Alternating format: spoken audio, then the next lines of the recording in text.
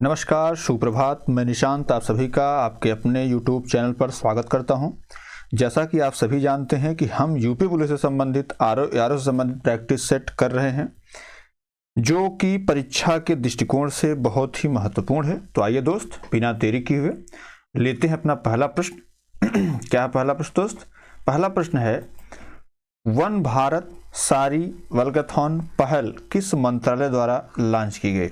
Option A है textile मंत्रालय, option B है वित्त मंत्रालय, ऑप्शन सी है युवा एवं खेल मंत्रालय, ऑप्शन डी है रेलवे मंत्रालय। बताइए दोस्त, इसका सही जवाब क्या होगा? देखिए, इसका सही जवाब मेरे दोस्त आपका है टेक्सटाइल मंत्रालय। ऑप्शन ए बिल्कुल सही जवाब है। आइए छायाचित्र के माध्यम से देखते हैं। देखिए, यहाँ पर आप देख पा रहे हैं वन भारत सारी वॉल्काथॉन कहाँ पे आयोजित हुआ है? तो ये हुआ है मुंबई में, ठीक है। और यहाँ पे आप देख पा रहे हैं development commissioner handloom ministry of textile, यहाँ आप देख पा रहे हैं। तो मिनिस्ट्री ऑफ टेक्सटाइल्स के द्वारा इसको लॉन्च किया गया दोस्त। ऑप्शन ए इसका बिल्कुल सही जवाब है। चलिए दोस्त, आगे बढ़ते हैं, दूसरा प्रश्न लेते हैं। क्या है? यूआई पहल किसके द्वारा लॉन्च किया गया?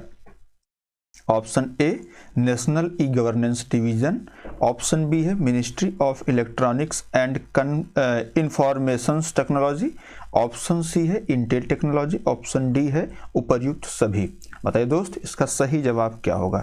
आइए छायाचित्र की तरफ चलते हैं। देखिए, ये लिखा है डिजिटल इंडिया, YUVAI है ना, यूथ फॉर उन्नति एंड विकास विद AI, ठीक है, विद AI।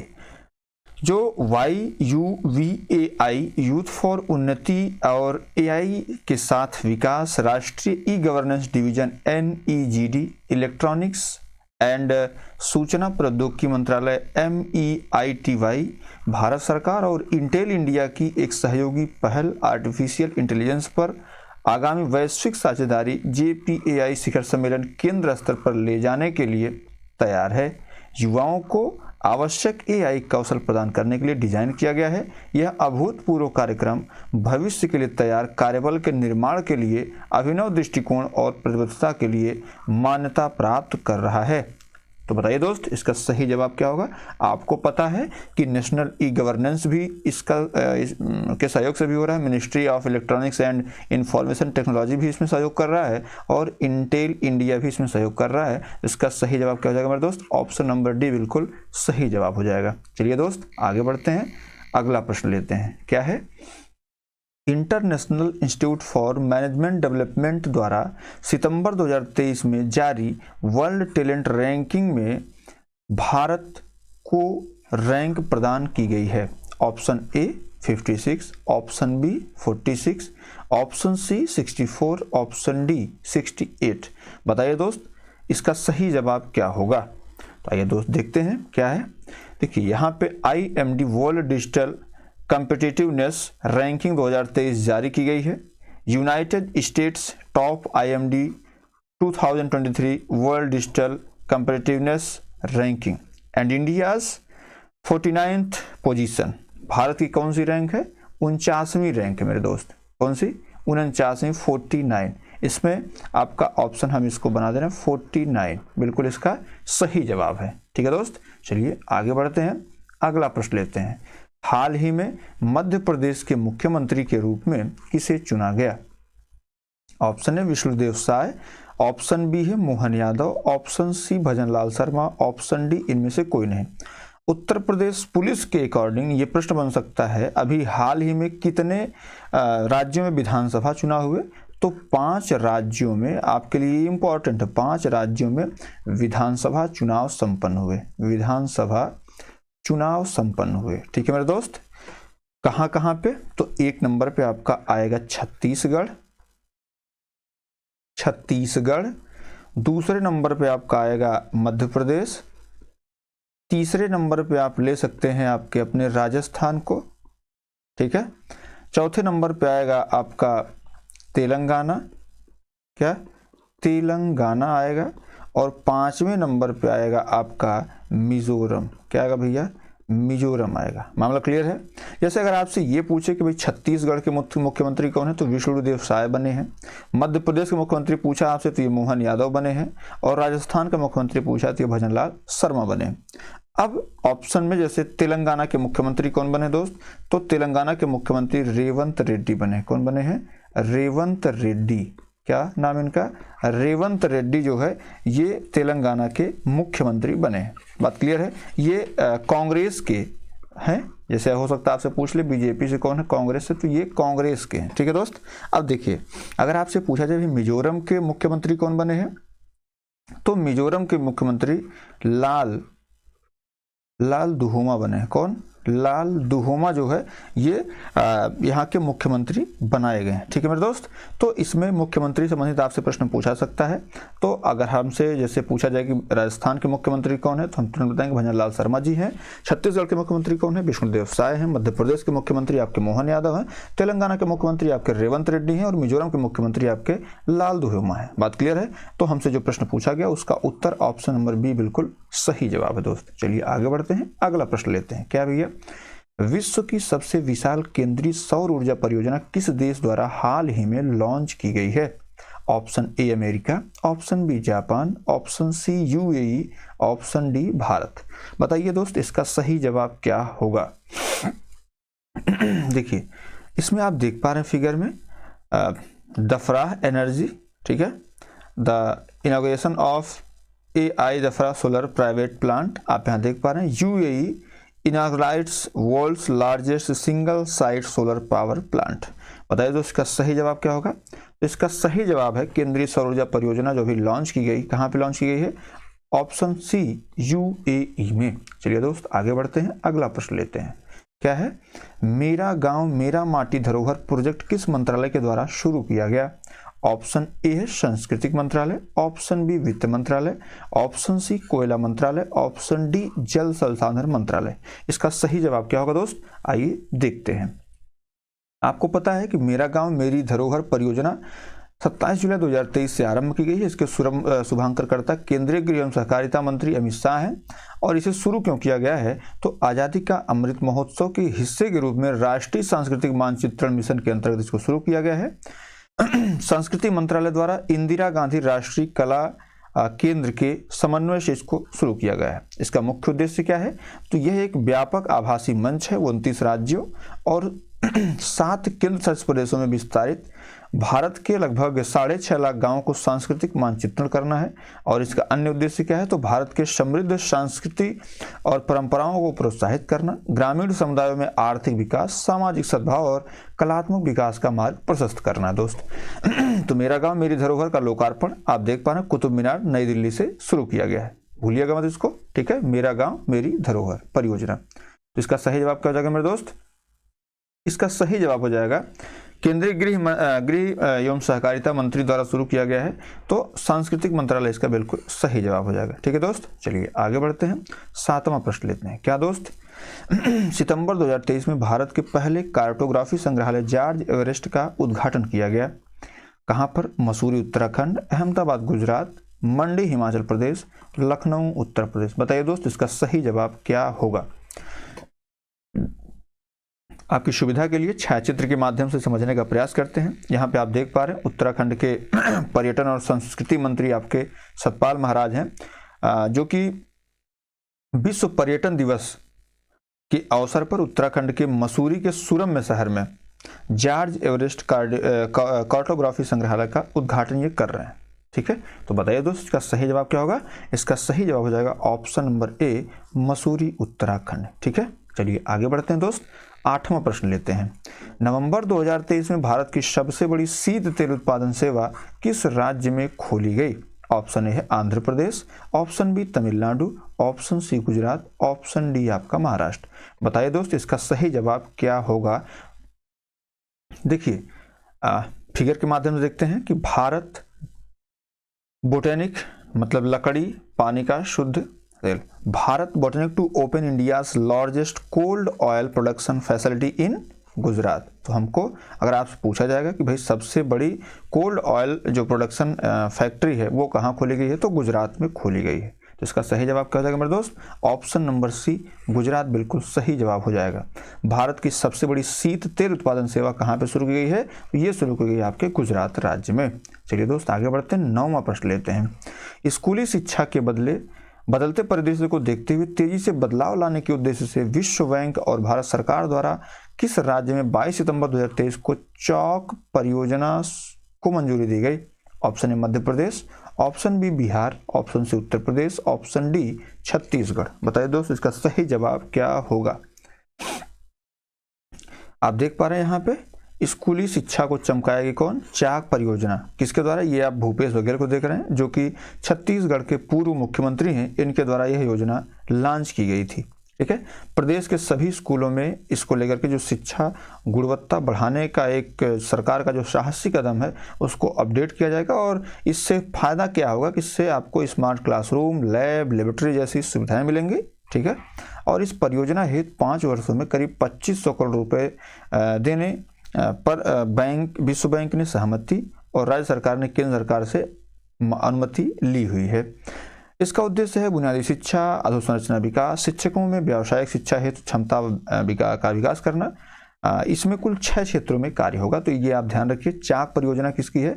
चाक परियोजना आपके छत्तीसगढ़ राज्य की है। किसकी है? छत्तीसगढ़ राज्य की है। ठीक है, चलिए, हालांकि अब छत्तीसगढ़ के मुख्यमंत्री भूपेश बघेल नहीं रहे हैं, बल्कि विष्णुदेव साय हो गए। कौन हो गए हैं? विष्णुदेव साय हो गए। अगर आपसे पूछेगा कि यहाँ के विधानसभा अध्यक्ष कौन बने हैं, तो वो बने हैं आपके रमन सिंह, जो कि छत्तीसगढ़ के पूर्व मुख्यमंत्री रहे हैं। ठीक है दोस्त, तो बताइए इसका सही जवाब। बिल्कुल मेरे दोस्त, चाक परियोजना जो चलाई जा रही है उसका छत्तीसगढ़ राज्य से संबंध है। ऑप्शन डी बिल्कुल सही जवाब है। अगर क्लास आपको अच्छी लग रही है मेरे प्यारे दोस्त, तो आप इसको लाइक कर सकते हैं, शेयर कर सकते हैं और सब्सक्राइब जरूर कर लीजिएगा, इससे आपको नोटिफिकेशन मिलता रहेगा। हाल ही में भारत का पहला लाइट हाउस फेस्टिवल कहाँ आयोजित किया गया? Option A Goa, option B Gujarat, option C Madhya Pradesh, option D Jammu Kashmir. बताइए दोस्तों इसका सही जवाब क्या होगा? आइए फिगर के माध्यम से देखते हैं। यहाँ पे आप देख पा रहे हैं लाइट हाउस फेस्टिवल है। ये घर आप देख पा रहे हैं यहाँ पे। इस घर में नाना प्रकार की लाइट जो है प्रज्वलित की गई है, जलाई गई है। यहाँ पे लिखा गया है India first light house festival took place in Goa. हमको किससे मतलब है? गोवा से मतलब है। जो लाइट हाउस फेस्टिवल है वो कहाँ आयोजित किया गया है दोस्त? तो ये आयोजित किया गया है ऑप्शन नंबर ए, गोवा में। चलिए दोस्त आगे बढ़ते हैं, अगला प्रश्न लेते हैं। क्या है? नई दिल्ली में 25 सितंबर 2023 को केंद्रीय मंत्री हरदीप सिंह पुरी द्वारा भारत की पहली ग्रीन हाइड्रोजन फ्यूल सेल बस को हरी झंडी दिखाई गई। इस सेल बस का निर्माण किसके द्वारा किया गया है? मोस्ट इंपॉर्टेंट क्वेश्चन आप इसको रख सकते हैं। ऑप्शन ए है Hindustan limited, option B Indian oil, option C Reliance, option D इनमें से कोई नहीं। बताइए तो इसका सही जवाब क्या होगा? छायाचित्र में देख सकते हैं आप, बिजनेस व्यू में आप देख रहे हैं hydrogen Indian Oil Corporation unveils first green hydrogen fuel cell bus boosting clean energy transition and economic growth. इसमें लोगो किसका लगा हुआ है? आप देख पा रहे हैं इंडियन ऑयल का। किसका? इंडियन ऑयल और भारत सरकार की पहल है ये, और इसको लॉन्च किया है हरदीप सिंह पुरी में। तो बिल्कुल ऑप्शन बी इसका बिल्कुल सही जवाब है, हरदीप सिंह पुरी इसको लॉन्च किए हैं। ठीक है दोस्त, चलिए आगे बढ़ते हैं, अगला प्रश्न लेते हैं। क्या है दोस्त? निम्नलिखित में से कौन सा देश अब चीन की बेल्ट एंड रोड पहल का हिस्सा नहीं है? Option A Pakistan, option B Saudi Arabia, option C Italy, option D Sweden. बताइए दोस्त, जो आपकी चीन की बेल्ट एंड रोड पहल है उसका हिस्सा अभी हाल ही में कौन बनने से इनकार किया है? तो आप देख पा रहे हैं यहाँ पे जो यहाँ पे लिखा हुआ several routes are proposed for the new silk route, है ना। तो मेरे दोस्त इसमें आप देख पा रहे हैं जो चाइना है, ये कजाकिस्तान, इधर पाकिस्तान और इधर ईरान होते हुए तुर्की, पोलैंड, और ये जो अभी इसका प्रपोजल आया हुआ है 21st century maritime silk road जो इसका आया है, ये बीच में जो ग्रीस से आप आगे बढ़ेंगे बेल्जियम तक पहुंचेंगे, ठीक है, फ्रांस, तो बीच में इटली पड़ता था। इसने क्या किया है कि भाई हम वन बेल्ट जो इनकी न्यू सिल्क रोड है, या ये कह सकते हैं कि जो इनका बेल्ट रोड है, बेल्ट एंड रोड जो है इसमें सम्मिलित होने से इनकार कर दिया। तो ऑप्शन सी बिल्कुल सही जवाब है। ठीक है, चलिए दोस्त आगे बढ़ते हैं, अगला प्रश्न लेते हैं। इसमें क्या होगा अगला प्रश्न? खेलो इंडिया पैरा गेम्स 2023 के शुभंकर का नाम क्या है? मोस्ट इंपॉर्टेंट प्रश्न इसको लिख सकते हैं आप। ऑप्शन ए है उज्ज्वला, ऑप्शन बी है जीतू, ऑप्शन सी है वेनलॉक, ऑप्शन डी है भूल सिंह। तो बताइए दोस्त इसका सही जवाब क्या होगा? देखिए यहाँ पे अनुराग सिंह ठाकुर जो कि आपके खेल मंत्री हैं, इन्होंने लॉन्च किया है जो मस्कट है, या ये कह सकते हैं कि जो लोगो है जो खेलो इंडिया पैरा गेम्स 2023 का है, इसका नाम रखा गया है उज्ज्वला। क्या नाम रखा गया है? उज्ज्वला। तो ऑप्शन ए बिल्कुल इसका सही जवाब है मेरे दोस्त। ठीक है, खेलो इंडिया पैरा गेम्स 2023 का शुभंकर क्या नाम है? उज्ज्वला। चलिए दोस्त आगे बढ़ते हैं, 14 नंबर प्रश्न लेते हैं। 19 सितंबर 2023 को प्रधानमंत्री नरेंद्र मोदी ने पुराने संसद भवन का नाम क्या रखा है? ऑप्शन ए सांसद सदन, ऑप्शन बी संविधान सदन, ऑप्शन सी है संसद सदन, ऑप्शन डी इनमें से कोई नहीं। बताइए दोस्त इसका सही जवाब क्या है? आप देख पा रहे हैं ये पुराना संसद भवन है, ये हमारे नरेंद्र मोदी जी हैं प्रधानमंत्री। संविधान सदन आप देख पा रहे हैं यहाँ नाम लिखा हुआ है, तो अब इसका नाम जो है संविधान सदन हो गया है। आप देख पा रहे हैं ऑप्शन नंबर बी इसका बिल्कुल सही जवाब है। चलिए दोस्त आगे बढ़ते हैं, 15 नंबर प्रश्न लेते हैं। हाल ही में लेटेस्ट एआई प्रोजेक्ट जेमिनी को किस कंपनी के द्वारा लॉन्च किया गया है? Option A Microsoft, option B Amazon, option C Facebook, option D Google. बताइए दोस्त इसका सही जवाब क्या होगा? देखिए अभी इसको आप एक छायाचित्र के माध्यम से देख सकते हैं। गूगल इंट्रोड्यूसिंग जेमिनी आप देख पा रहे हैं यहाँ पे, ये आपका एआई जो इनका प्रोजेक्ट है ये लॉन्च किया गया है, यहाँ पे ये समझा रहे हैं। ठीक है, तो अगर आपसे पूछेगा भाई जो जेमिनी है जो एआई प्रोजेक्ट है वो किसके द्वारा लॉन्च किया गया है, तो ऑप्शन नंबर डी गूगल के द्वारा लॉन्च किया गया है। चलिए दोस्त आगे बढ़ते हैं। हाल ही में आरबीआई की मॉनेटरी पॉलिसी कमेटी द्वारा वित्त वर्ष 2024 के लिए कितनी जीडीपी ग्रोथ का अनुमान लगाया गया है? Option A 8%, option B 7%, option C 7.5%, option D 7.6%। बताइए दोस्त इसका सही जवाब क्या होगा? तो मेरे दोस्त इसका सही जवाब है ऑप्शन नंबर बी 7%। आइए कुछ और डाटा आप देखते हैं। क्या भैया अगर आपसे पूछेगा, ये मोस्ट इंपॉर्टेंट इसको आप रख सकते हैं, पिछली बार जो यूपी पुलिस हुई थी उसमें बहुत सारे प्रश्न यहाँ से देखने को मिले थे। रेपो रेट पूछा गया है 6.5% है, रिवर्स रेपो रेट है 3.35% है, बैंक रेट आपको 6.7% है, जो CRR है 4.50 और SLR जो है ये 18% है, और SDF जो दर है वो 6.25 है, और MSF जो दर है वो 6.7% है। तो इसको आप याद रखिएगा दोस्त। चलिए अगला प्रश्न लेते हैं। क्या है? हाल ही में किस फिल्म को नेशनल बोर्ड ऑफ रिव्यू ने best film of the year घोषित किया है? Option A killer of the flower moon, option B the holdovers, option C poor things, option D है द आयरन क्लॉ। बताइए दोस्त इसका सही जवाब क्या होगा? छायाचित्र के माध्यम से देखते हैं। ये आपकी जो national Board of review killers of the flower moon successful खिताब मिला है लिली गैरस्टलोन और पॉल जियामिटी को शीर्ष अभिनय सम्मान दिया गया। ये आपका छायाचित्र है जो कि चलचित्र जो है उसका एक पार्ट है, एक भाग है, यहाँ पे देख पा रहे हैं आप।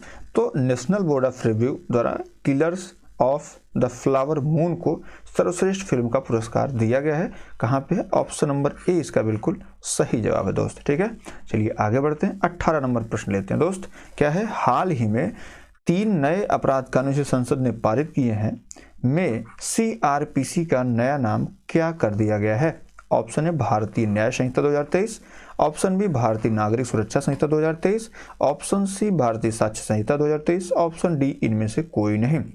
तो आइए दोस्त छायाचित्र के माध्यम से समझते हैं।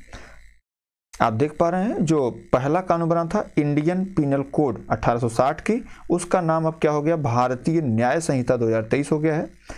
जो पहले 1898 में CRPC बनी थी, अब उसकी जगह क्या हो गई है? भारतीय नागरिक सुरक्षा संहिता 2023 हो गई है। और 1872 में बने इंडियन एविडेंस एक्ट, इसका नाम परिवर्तित करके भारतीय साक्ष्य संहिता, पहले ये भारतीय साक्ष्य अधिनियम हुआ करता था, अब इसका नाम भारतीय साक्ष्य संहिता 2023 हो गया है। तो बताइए दोस्त इसका सही जवाब क्या होगा? हमसे पूछा गया है CRPC का। तो ऑप्शन बी भारतीय नागरिक सुरक्षा संहिता बिल्कुल इसका सही जवाब है। न्याय संहिता IPC हो गई है। और भारतीय साक्ष्य संहिता, भारतीय सुरक्षा अधिनियम जो पहले था वही अभी इसका नाम परिवर्तित हो गया दोस्त। चलिए आगे बढ़ते हैं, अगला प्रश्न लेते हैं। हाल ही में सियाचिन में तैनात होने वाली पहली महिला मेडिकल अधिकारी कौन है? Option A captain Ritika Tomar, option B captain Anjali Gupta, option C captain Geetika Kaul, option D doctor Sunita Yadav. बताइए तो इसका सही जवाब क्या होगा? छायाचित्र में आप सबसे अच्छे से याद कर सकते हैं। तो देखिए यहाँ पे क्या लिखा है, Geetika Koul becomes the first women medical officer posted in Siachen. देख पा रहे हैं आप, ये आपकी हैं गीतिका कौल, इनको आप भूलिएगा मत। तो first women medical officer posted in Siachen, that's name captain Geetika Koul. ठीक है, चलिए अगला प्रश्न लेते हैं दोस्त, अंतिम प्रश्न क्या है? हाल ही में किसे Times 2023 athlete of the year से सम्मानित किया गया है? Option A Cristiano Ronaldo, option B Lionel Messi, option C Kylian Mbappe, option D junior Neymar. तो छायाचित्र के माध्यम देखते हैं दोस्त, क्या नाम है इनका? ये देख पा रहे हैं आप, Times athlete of the year किसको चुना गया? Leon Messi. आप इनको भूलेंगे तो नहीं ना मेरे दोस्त, लियोन मेसी। आप यहाँ देख पा रहे हैं, ये इनकी टी शर्ट, लियोन मेसी को times athlete of the year का पुरस्कार दिया गया है। ऑप्शन बी बिल्कुल इसका सही जवाब है। ठीक है मेरे दोस्त, तो चलिए आज अपनी वाणी को यहीं विराम देते हैं। कल फिर मिलते हैं 8 बजे, तब तक के लिए दीजिए इजाजत। नमस्कार, जय हिंद।